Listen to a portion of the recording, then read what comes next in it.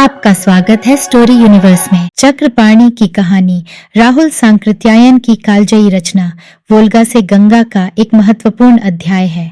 इस कहानी के माध्यम से हम 1200 ईस्वी के कन्नौज की यात्रा पर निकलते हैं, जब यह नगर अपने ऐश्वर्य और समृद्धि के शिखर पर था। राहुल सांकृत्यायन, जिन्हें हिंदी साहित्य का महापंडित कहा जाता है, भारतीय इतिहास और संस्कृति के गहरे जानकार थे। उनके लेखन में इतिहास के जीवंत चित्रण और सामाजिक ताने बाने की अद्वितीय झलक मिलती है। इस कहानी में क्या आपको पता है कि कैसे कन्नौज का यह महिमा मंडित नगर समय के थपेड़ों से संघर्ष करता रहा? कैसे इस्लाम के तेजी से फैलते प्रभाव ने हिंदू राजाओं को नई रणनीतियों अपनाने के लिए मजबूर किया? क्या जयचंद्र की कामुकता और आत्ममुग्धता के बीच कन्नौज को बचाने का कोई रास्ता था? क्या उनके पुत्र हरिश्चंद्र की वीरता और समझदारी इस धरोहर को नया जीवन दे पाई? ये सारे सवाल हमें उस दौर की जटिलताओं और मानवीय भावनाओं के संघर्ष के बीच ले जाते हैं, जहां धर्म, राजनीति और व्यक्तिगत इच्छाओं का अनूठा संगम दिखता है। तो चलिए शुरू करते हैं। चौटीन चक्रपाणी, काल 1200 ईंडो। उस वक्त कन्नौज भारत का सबसे बड़ा और समृद्ध नगर था। उसके हाट बाट चौरास्ते बहुत ही रौनक थे। मिठाइयाँ, सुगंधी, तेल, पान, आभूषण और कितनी ही दूसरी चीजों के लिए वह सारे भारत में मशहूर था।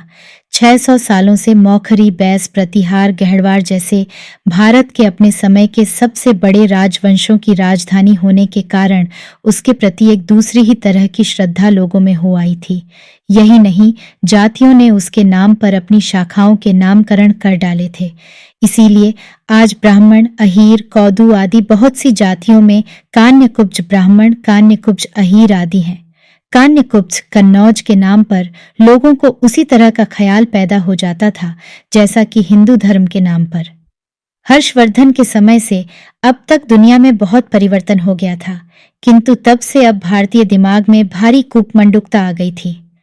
हर्षवर्धन के काल में अरब में एक नया धर्म इस्लाम पैदा हुआ था, जिसको उस समय देखकर कौन कह सकता था कि उसके संस्थापक की मृत्यु 622 ईंजीरो के 100 साल के भीतर ही वह सिंध से स्पेन तक फैल जाएगा। जातियों और राजाओं के नाम पर देश विजय ही अब तक सुनने में आती थी, अब धर्म के नाम पर देशों की विजय यात्रा पहले पहल सुनने में आई। उसने अपने शिकारों को सजग होने का मौका नहीं दिया और इन्हें एकाएक धर दबाया। सासानियों, ईरानियों का जबरदस्त साम्राज्य देखते देखते अरबों के स्पर्श के साथ कागज की नाव की भांति गल गया और इस्लाम संस्थापक की मृत्यु के बाद 2 शताब्दियां बीतते बीतते इस्लामी राज्य की ध्वजा पामीर के ऊपर फहराने लगी। इस्लाम ने पहले सारी दुनिया को अपने अरबी कबीलों का विस्तृत रूप देना चाहा और उसी के साथ कबीलों की सादगी, समानता और भ्रातृभाव को अपने अनुयायियों के भीतर भरना चाहा। इस अवस्था से वैदिक आर्यों के पूर्वज तब से 3000 वर्ष पहले ही गुजर चुके थे। गुजरा युग फिर लौटना असंभव है। इसलिए जैसे ही इस्लाम कबीलों से आगे की सीढ़ी पर रहने वाले सामंतशाही मुल्कों के संपर्क में आया, वैसे ही उसकी तलवार के सामने इनकी राजनीतिक स्वतंत्रता विलीन हो गई। उसी तरह उनके संपर्क में आते ही इस्लामी समाज के कबीलेपन का स्वरूप खत्म हो गया। इस्लाम का प्रधान शासक कितने ही समय तक केवल उसके संस्थापक का खलीफा उत्तराधिकारी कहा जाता था, चाहे वह वस्तुतः सुल्तान निरंकुश राजा होता। किंतु अब तो नाम से भी सुल्तान कहलाने वाले अनेक मौजूद हुए, जिन्हें इस्लाम के पवित्र कबीले, उसकी सादगी, समानता, भ्रातृभाव से कोई मतलब न था। लेकिन नए मुल्कों के जीतने में तलवार चलाने वाले सिपाहियों की जरूरत थी और यह तलवार अब अरबी नहीं, गैर अरबी थी। इन सिपाहियों को सुल्तान के नाम पर लड़ने के लिए उतना उत्साहित नहीं किया जा सकता था। इसीलिए स्वर्ग की नियामतों के प्रलोभन के साथ पृथ्वी की नियामतों में उन्हें हिस्सेदार बनाया गया। लूट के माल तथा बंदियों में उनका हक था। नई जीती भूमि पर बसने का उनका स्वत्व था। अपने पुराने पीड़कों और स्वामियों से मुक्त होने तथा उनका अस्तित्व तक मिटा देने का उनका हक था। पराजितों में से विजेताओं के झंडों को अपना बनाकर आगे बढ़ने वाले इतने सैनिक कभी किसी को नहीं मिले थे। ऐसी सेना से जो हमारे भीतर से ही अपने लिए लड़ने वाली सेना तैयार कर सके, मुकाबला करना आसान काम न था। हर्ष को मरे 100 वर्ष भी नहीं गुजरे थे कि सिंध इस्लाम के शासन में चला गया। बनारस और सोमनाथ, गुजरात तक के भारत को इस्लामी तलवार का तजुर्बा हो चुका था। इस नए खतरे से बचने के लिए नए तरीके की जरूरत थी, किंतु हिंदू अपने पुराने ढर्रे को छोड़ने के लिए तैयार न थे। सारे देश के लड़ने के लिए तैयार होने की जगह वही मुट्ठी भर राजपूत, पुराने क्षत्रिय तथा शादी ब्याह करके इनमें शामिल हो जाने वाले शक यवन, गुर्जर आदि भारत के सैनिक थे, जिन्हें भीतरी दुश्मनों से ही फुर्सत न थी और राजवंशों की नई पुरानी शत्रुताओं के कारण आखिर तक भी वह आपस में मिलने के लिए तैयार न थे। 1. महाराज, चिंता न करें। सिद्ध गुरु ने ऐसी साधना शुरू की है जिससे कि तुर्क सेना हवा में सूखे पत्तों की भांति उड़ जाएगी। गुरु मित्रपाद जगन मित्रानंद की मुझ पर कितनी कृपा है। जब जब मुझ पर, मेरे परिवार पर कोई संकट आया, गुरु महाराज ने अपने दिव्य बल से बचाया। महाराज, सिद्ध गुरु ने हिमालय के उस पार भोट देश से कान्यकुब्ज के संकट को देखा। इन्होंने इसीलिए मुझे आपके पास भेजा है। कितनी कृपा है। कहाँ है तारिणी, तारा देवी? महाराज की सहायता करेंगी। तुर्कों की चिंता न करें। तारा मई पर मुझे पूरा भरोसा है। तारिणी, आप शरण्य, मां, म्लेच्छों से रक्षा कर। वृद्ध महाराज जयचंद्र अपने इंद्र भवन के समान राजप्रासाद में एक कर्पूर श्वेत कोमल गद्दे पर बैठे हुए थे। उनकी बगल में 4 अतिसुंदरी तरुणी रानियां बैठी थीं, जिनके गौर मुख पर भ्रमर से काले केश पीछे की ओर द्वितीय सिर बनाते हुए जूड़े के रूप में बंधे थे। चूड़ामणि, कर्णफूल, अंगद, कंकण, हार, चंद्रहार, मुक्ताहार, कटी किंकिणी, नूपुर आदि नाना स्वर्ण रत्नमय आभूषण उनके शरीर से भी भारी थे। उनके शरीर पर सूक्ष्म साड़ी और कंचुकी थी, किंतु जान पड़ता था वे शरीर के गोपन के लिए नहीं बल्कि सुप्रकाशन के लिए थीं। कंचुकी स्तनों के उभार और अरुणिमा को सुंदर रीति से दिखलाती थी। इससे नीचे सारा उदर नाभि तक अनाच्छादित था। सारी उरु और पेंडुली की आकृति और वर्ण को झलकती थी। उनके केशों के सुगंधित तैल और नवपुष्पित यूथिका जूही स्रज के कारण सारी शाला गमगम कर रही थी। रानियों के अतिरिक्त 50 से अधिक तरुणी परिचारिकाएं थीं, जिनमें कोई छंवर, मूर्छल या व्यजन पंखे झल रही थीं। कोई पीकदान लिए, कोई दर्पण और कंघी लिए, कोई सुगंधित जल की झारी लिए, कोई कांच के सुराभांड और कनक चषक लिए, कोई सांप के केंचुली की तरह शुभ्र निर्मल अंग पोंछन लिए खड़ी थी। कितनी ही मृदंग, मूरज, वीणा, वेणु आदि नाना वाद्यों को लिए बैठी थीं और कुछ जहां तहां स्वर्ण दंड लिए खड़ी या टहल रही थीं। सिवाय आगंतुक मित्रपाद के शिष्य शुभाकर भिक्षु और राजा जयचंद्र के वहां सभी रानियां थीं, सभी तरुण वयस्क सुंदरियां थीं। भिक्षु ने महाराज से विदाई ली। रानियां और राजा ने खड़े होकर अभिवादन किया। अब यहाँ नारीमय जगत था। जयचंद्र वृद्ध थे, किंतु उनके अर्धश्वेत लंबे लंबे केश बीच में मांग निकाल पीछे की ओर जिस प्रकार बांधे हुए द्विफालबद्ध थे, बड़ी बड़ी मूंछें जिस प्रकार संवारी हुई थीं, उनके शरीर के आभूषणों और वस्त्रों की जिस प्रकार सज्जा थी, उससे पता चलता था कि वह यौवन को अनवसित, असमाप्त समझते थे। उनके इशारे पर चषक को एक परिचारिका ने झुककर महाराज के सामने किया और रानी ने ले भरे प्याले को महाराज के सामने पहुंचाया। उन्होंने उसे रानी के ओंठ से लगाकर कहा, राजल्ला, राजलक्ष्मी, मेरी तारा, तुम्हारे उच्छिष्ट किए बिना मैं कैसे इसे पान कर सकता हूं। रानी ने ओंठों और जीभ की नोक को भिगो लिया। राजा ने उस प्रसाद को पान किया। फिर उनकी एक एक ताराओं ने उन्हें प्रसाद प्रदान दिया। आंखों में लाली आई। तुर्क चिंता चेहरे से दूर हो मुस्कुराहट आने लगी। राजा का स्थूल शरीर मसनद के सहारे औठंग गया और उसने किसी रानी को एक बगल में, किसी को दूसरी बगल में दबाया, किसी की गोद में सिर को रखा और किसी के वक्षस्थल पर भुजाओं को। सुरा के प्याले बीच बीच में चल रहे थे। रानियों के साथ कामोत्तेजक परिहास हो रहे थे। राजा ने इसी समय नाचने की आज्ञा दी। घाघरा पहने, घुंघरू बांधे, विलवस्थनी, अनुदरा, विकट नितंबा सुंदरियां नाचने के लिए खड़ी हुईं। वीणा और मृदंग ध्वनित होने लगे। काकली गान के साथ नृत्य शुरू हुआ। एक गान के बाद राजा को वह फीका लगने लगा। उसने सुंदरियों को नग्न हो नाचने की आज्ञा दी। नर्तकियों ने सारे वस्त्र और सारे आभूषण उतार दिए, सिर्फ पाद किंकिणी भर रखी। पार्श्व में बैठी रानियों और तरुणी परिचारिकाओं के साथ आलिंगन, चुंबन और परिहास चलता रहा। बीच बीच में नग्न नर्तन होता रहा। जिसका नग्न शरीर महाराज को आकर्षित करता वह उनके पास आ जाती और फिर दूसरी नग्न हो उसका स्थान ग्रहण करती। महाराज की आंखें और लाल हो गई थीं। उनके कंठ और स्वर पर भी सुरा ने प्रभाव डाला था। दधत्ते रे तु तुर रको कम मे रे इन इंद्र पुमे को वो नसा जेला आ ता है एस सब न नंगी ना आ छे। शाला की सारी रानियों ने अपने अपने कपड़ों और आभूषणों को उतार दिया। उनके तरुण सुंदर और गौर शरीर पर घन स्थूल कबरी जूड़ा से भारी हुआ सिर राजा को पसंद नहीं आया। उसने कबरी को खोल देने को कहा और सभी सिरों से काली नागिनों की भांति दीर्घ वेणियां नितंबों पर लटकने लगीं। महाराज को स्वयं कंचुक उतारते देख तरुणियों ने उनके वस्त्रों और आभूषणों को भी उतारा। उनके मांस लटके चिबुक, अति फुल्ल कपोल, गंगा जमुनी मूछे, प्रसूता की तरह के लंबित स्तनों, महाकुंभ सा उदर, पृथुल कोमल मांस मेदपूर्ण उरु तथा पेंडुली, रोमस स्थूल बाहुओं को देखकर साधारण तरुणी भी अवज्ञा किए बिना नहीं रहती। किंतु यहाँ उनका शरीर प्राण इस बूढ़े के हाथ था। कोई उनके दंत रहित ओंठों में अपने ओंठों को दे रही थी, कोई उनके पार्श्वों से अपने स्तनों को पीड़ित कर रही थी, कोई उनकी रोमश भुजाओं को अपने कंधों और कपोलों से लगा रही थी। कामोत्तेजक गीत के साथ नृत्य शुरू हुआ। रानियों और परिचारिकाओं के बीच अपनी उछलती तोंद लिए महाराज भी नाचने लगे। 2 आइए कवि चक्रवर्ती, कह राजा ने अधेड़ पुरुष के लिए आसन की ओर संकेत किया और बैठ जाने पर पान के 2 बीड़े बड़े सम्मान के साथ प्रदान किए। कवि चक्रवर्ती की आयु 50 से ऊपर थी। उनके गौर भव्य चेहरे पर तब भी उजड़े वसंत की छाप थी। उनकी मूछें अब भी काली थीं।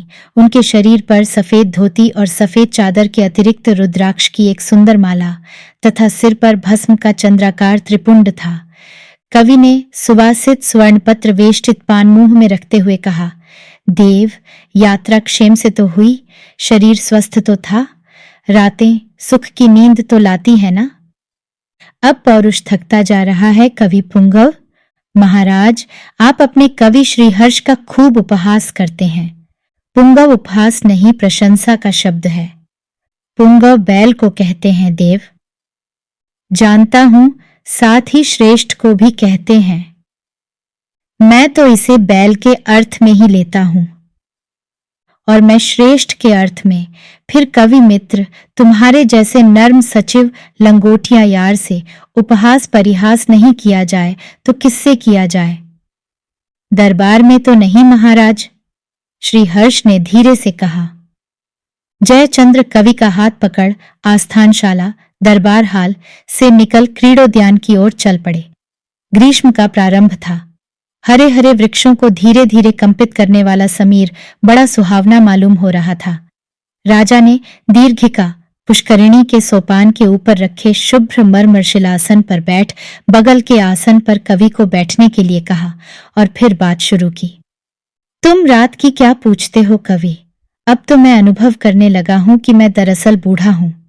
कैसे? नग्न सुंदरियां भी मेरे काम को नहीं जगा सकती। तब तो महाराज आप पूरे योगी हैं। इस योगी के पास की यह 16,000 सुंदरियां क्या करेंगी?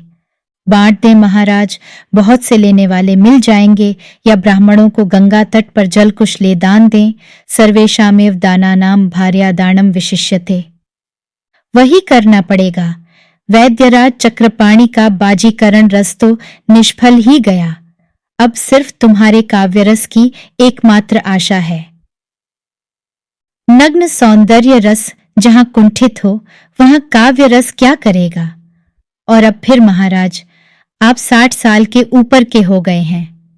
साठा तो पाठा होता है कवि।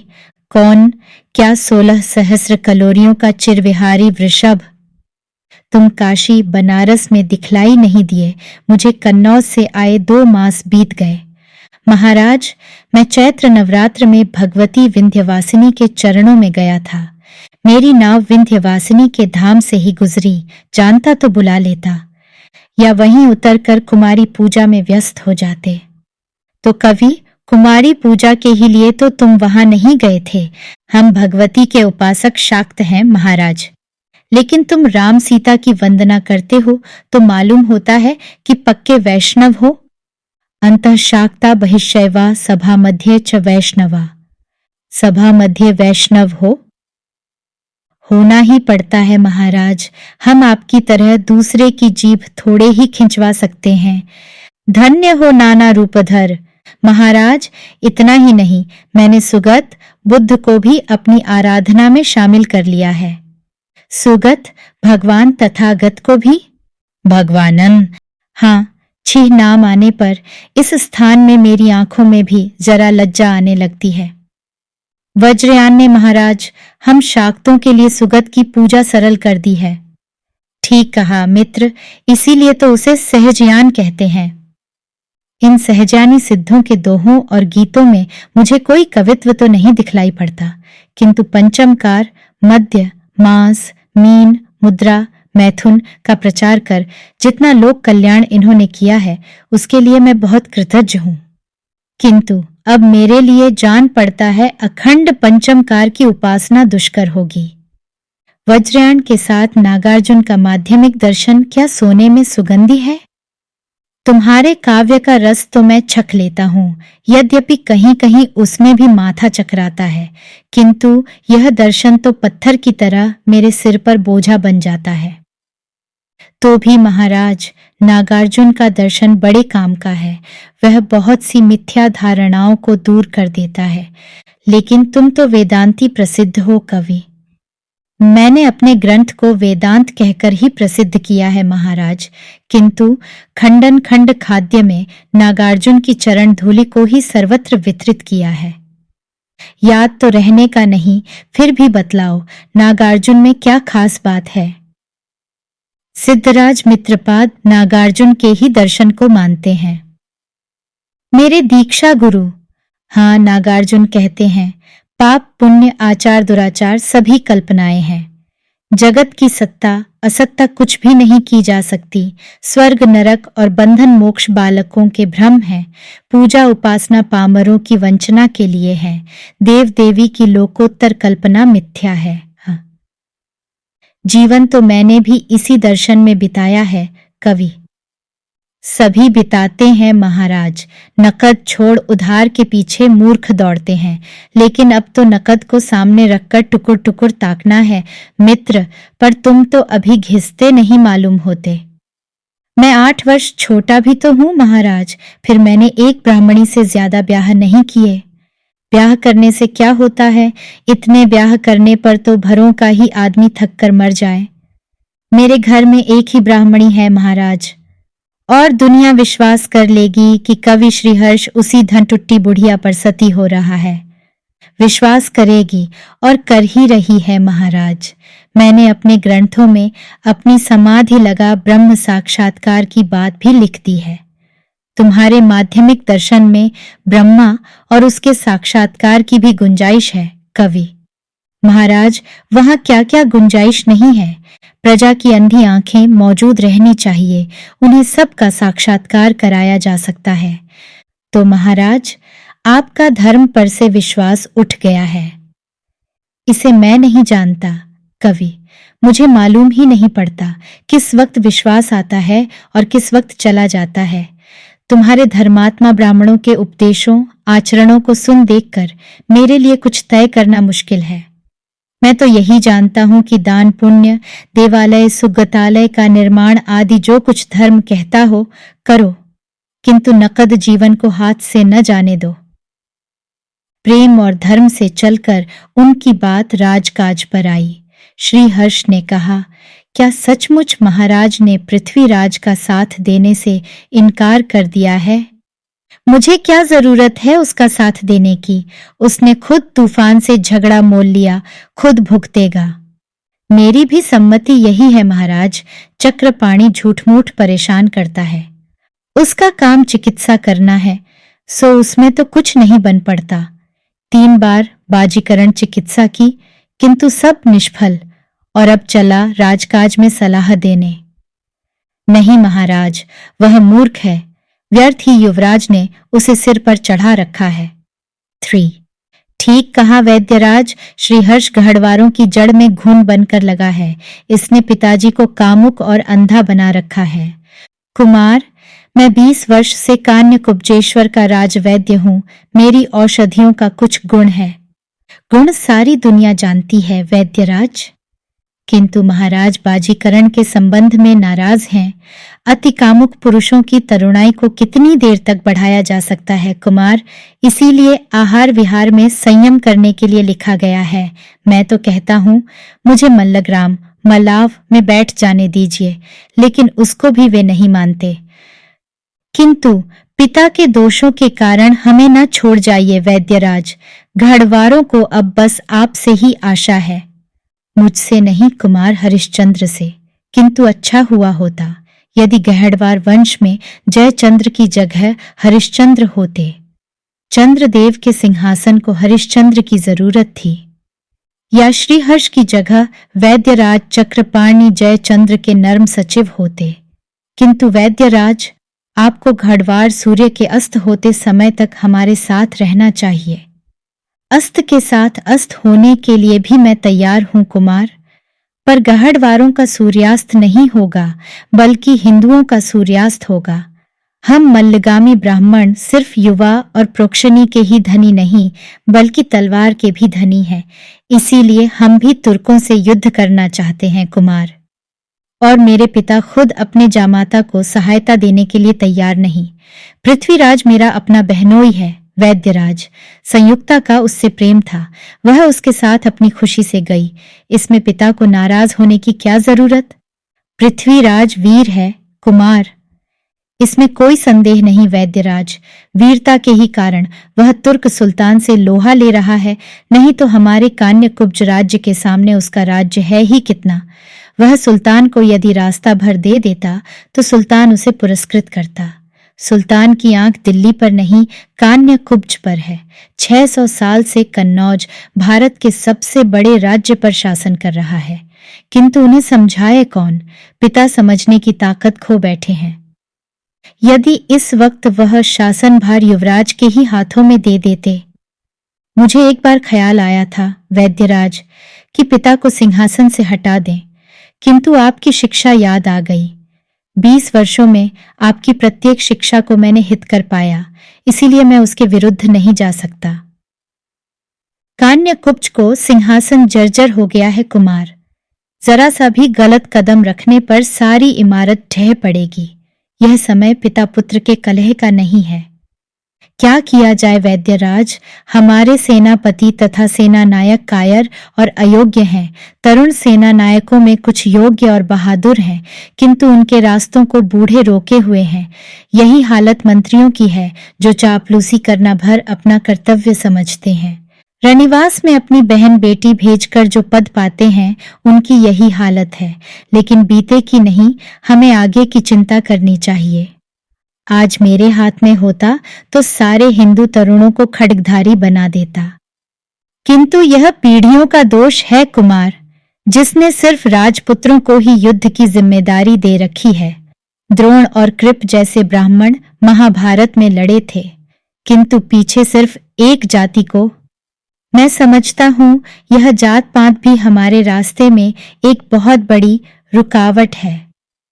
रुकावट कुमार, यह सबसे बड़ी रुकावट है। पूर्वजों के अच्छे कार्यों का अभिमान दूसरी चीज है, किंतु हिंदुओं को हजारों टुकड़ों में सदा के लिए बांट देना महापाप है। आज इसका फल भोगना पड़ रहा है। काबुल अब हिंदुओं का न रहा, लाहौर गया और अब दिल्ली की बारी है। आज भी यदि हम पिथौरा के साथ मिलकर लड़ सकते। ओह, कितनी कुफ्त है वैद्यराज। एक कुफ्त है, हमारी नाव कुफ्तों के बोझ से डूबी जा रही है, किंतु हम मोह के मारे एक चीज को भी फेंककर नाव को हल्की करना नहीं चाहते। धर्म का अर्जीर्ण है वैद्यराज, धर्म का क्षय रोग। हमने कितना अत्याचार किया है। हर साल करोड़ों विधवाओं को आग में जलाया है। स्त्री पुरुषों को पशुओं की भांति खरीद बेच की है। देवालयों और विहारों में सोना चांदी तथा हीरा मोती के ढेर लगाकर म्लेच्छ लुटेरों को निमंत्रण दिया है और शत्रु से मिलकर मुकाबले के समय फूट में पड़े हैं। अपनी इंद्रिय लंपटता के लिए प्रजा की पसीने की कमाई को बेदर्दी से बर्बाद करते हैं। लंपटता नहीं पागलपन वैद्यराज, अपनी इच्छा की एक सहृदया स्त्री भी काम सुख के लिए पर्याप्त है और इंद्रिय के पागलपन के लिए 50,000 भी कछ नहीं। वहां प्रेम हरगिज नहीं हो सकता। मेरे पिता ने जब पिछली संक्रांति के दिन अपने रनिवास की स्त्रियों में से बहुतों को ब्राह्मणों को दान दिया तो वे रोती नहीं थीं, भीतर से बहुत खुश थीं। मेरी भामा यह कह रही थी, दान लेने वाले ब्राह्मण के घर ज्यादा से ज्यादा 1 या 2 सौतेने होंगी कुमार। वहां 16 सहस्र की भीड़ तो न होगी। और मैं तो इसे भी दास्ता समझता हूं। स्त्री क्या संपत्ति है कि इसकी दान दिया जाए। हमें भी कोशिश करनी चाहिए कि हम मिलकर तुर्कों का मुकाबला करें। यह तो महाराज के हाथ में है। पाखंडी श्रीहर्ष उनके कान में लगा हुआ है। 4 अष्टमी की रात थी। चांद अभी अभी पूरब के क्षितिज पर उगने लगा था। अभी सारी भूमि को प्रकाशित होने में देर थी। चारों ओर सन्नाटा छाया हुआ था, जिसमें बहुत दूर कहीं उल्लू की डरावनी आवाज सुनाई दे रही थी। इस नीरवता में 2 आदमी ऊपर से आकर यमुना की अंगनाई में तेजी से उतर गए। उन्होंने अंगुलियों को मुंह में डाल 3 बार सीटी बजाई। यमुना की परली ओर से एक नाव आती दिखलाई पड़ी। नीरव चलती नदी में धीरे धीरे थापी चलाती एक मझोली नाव किनारे पर आ लगी। दोनों आदमी धीरे से नाव पर कूद गए। भीतर से किसी ने पूछा, सेना नायक माधव? हाँ आचार्य, और आल्हण भी मेरे साथ आया है। कुमार कैसे हैं? हाँ, अभी तक तो होश नहीं आया है, किंतु इसके लिए मैंने थोड़ी सी दवा भी दे दी है। कहीं कुमार रणक्षेत्र की ओर लौट पड़ते तो। लेकिन आचार्य, वह आपकी आज्ञा का कभी उल्लंघन नहीं कर सकते। सो तो मुझे विश्वास है, किंतु फिर भी यह अच्छा ही है। इससे घाव का दर्द भी कम हो जाएगा। घाव खतरनाक तो नहीं है आचार्य? नहीं सेना नायक, घाव को मैंने सी दिया और रक्तस्राव भी बंद हो गया है। निर्बलता जरूर है, किंतु और कोई डर नहीं। अच्छा बताओ, तुम क्या कराए? महाराज के शव को रनिवास में भेज दिया। हाँ, तो अब राजांतपुर की स्त्रियां महाराज को लेकर सती होंगी। जिनको होना होगा होंगी। और सेनापति? बूढ़ा सेनापति तो आखिर में मरते वक्त जाग उठा था। कितने ही सेना नायक पांसा पलटते देख भाग चले थे, किंतु उनमें भागने का भी कौशल न था। मुझे आशा नहीं कि उनमें से कोई बचा हो। यही बात यदि 3 वर्ष पहले हुई होती और हरिश्चंद्र हमारे महाराज तथा माधव तुम कान्य कुब्ज के सेनापति हुए होते। लंबी सांस लेकर माधव ने कहा, आचार्य, आपकी एक एक बात आईने की भांति झलकती थी। आपने महाराज को बहुत समझाया कि राय पिठौरा से मिलकर तुर्कों से मुकाबला किया जाए, किंतु सब अरण्य रोदन ही साबित हुआ। अब अफसोस करने से कोई फायदा न होगा। बतलाओ और क्या व्यवस्था की? 500 नावें 50-50 के गिरोह में सैनिकों से भरी अभी आ रही हैं। गागा मोगे सलखू के नायकत्व में मैंने सेनाओं को बांटकर आदेश दिया है कि चंदावर इटावा से पूरब हटकर तुर्कों से लड़े सीधे कम छापा मारकर ज्यादा और परिस्थिति को प्रतिकूल होते देख पूरब की ओर हटते जाएं। कन्नौज के राजप्रसाद, मैंने वहां से जितनी चीजें हटाई जा सकती थीं हटा दी हैं। गंगा में ही बहुत सी नावें 2 दिन पहले ही निकल चुकी। मैंने इसीलिए माधव तुम्हें सेनापति की छाया से बचाया था। उसने अपने से पहले ही तुम्हें मरवा दिया होता। तुमको और कुमार को बचा देखकर मुझे संतोष है। अभी हिंदुओं के लिए कुछ आशा है। कुछ भी हो, अंतिम समय तक हमें अपनी शक्ति में से एक एक रत्ती को सोच समझकर व्यय करना होगा। दूसरी नावें आती मालूम होती हैं आचार्य। सेना नायक आल्हण, उनके आते ही सब नावों को यहां से चलने का आदेश कर देना। बहुत अच्छा आचार्य, आल्हण ने नम्र स्वर में कहा। अच्छा चलो माधव, नीचे कोठरी में चलो, किंतु वहां अंधेरा है। मैंने जानबूझकर वहां से दीपक बुझा दिए। कुछ आगे बढ़कर, जरा ठहरो राधे। बाबा, एक तरुण स्त्री कंठ से आवाज आई। चकमक से दीपक जलाओ, लोहा यत्न से रखा है ना? अच्छा। फिर माधव की ओर फिरकर वे बोले, भाई, कोई वैद्यराज कहे, कोई आचार्य, कोई बाबा, यह सब याद रखना मेरे लिए मुश्किल होगा। तुम सब मेरे बचपन के नाम चक्कू से मुझे पुकारा करो। नहीं, स्त्रियों की आदत बदलनी मुश्किल है, इसलिए हम सब आपको बाबा चक्रपाणी पांडे की जगह बाबा कहेंगे। अच्छा, चलो। दीपक जल गया। दोनों सीढ़ियों से नीचे उतरे। नाव का 2/3 भाग पटा हुआ था, जिसके नीचे एक के पीछे एक दो छोटी कोठरियां थीं। एक और नाव में खाली जगह थी। दोनों एक कोठरी के भीतर घुसे। वहां दीपक की पीली रोशनी में एक चारपाई दिखलाई पड़ती थी, जिसके ऊपर कंठ तक सफेद दुशाले से ढंका कोई सो रहा था। चारपाई की बगल में रखी एक मचिया से कोई तन्वी उठी। चक्रपाणी ने कहा, भाभी, कुमार हिले डुले तो नहीं? नहीं बाबा, उनका श्वास वैसे ही एक सा चल रहा है। घबरा तो नहीं रही हो बेटी? चक्रपाणी की छत्र छाया में घबराना कहीं गहड़वार वंश ने पहले पहचाना होता अपने गुरु द्रोण को। यह हमारे सेनापति परम सहायक महाराजाधिराज हरिश्चंद्र के सेनापति माधव आ गए। महादेवी भामा, आपका सेवक माधव सेवा में उपस्थित है, कह माधव ने अभिवादन किया। मैं अपने माधव से अपरिचित नहीं हूं।